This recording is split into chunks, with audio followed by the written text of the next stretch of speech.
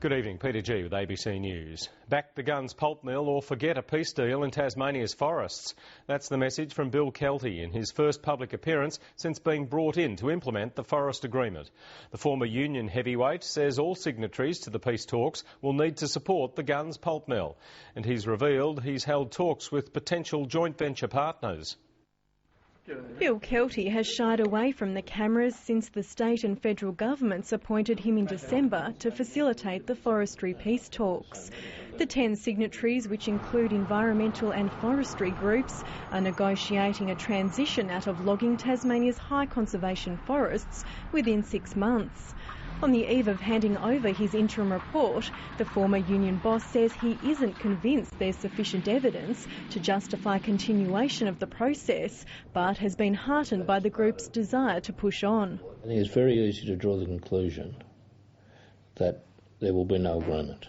I think that's the easiest conclusion, but because it's the easiest doesn't mean it's the right conclusion. Mr Kelty has spent the last 3 months on the road and in the air consulting stakeholders.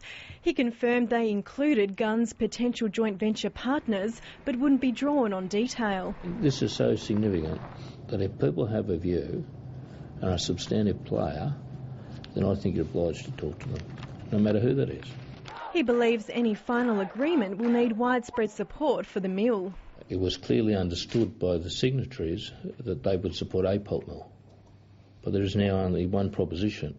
But the $2.5 billion Tamar Valley project remains a sticking point. We've consistently argued that that particular proposal should be kept outside the process. We maintain opposition to the mill based on a range of issues, including location, including fresh water, including the flawed fast-tracked assessment process. Mr Kelty has flagged an independent assessment of those concerns to resolve what he describes as lingering cynicism.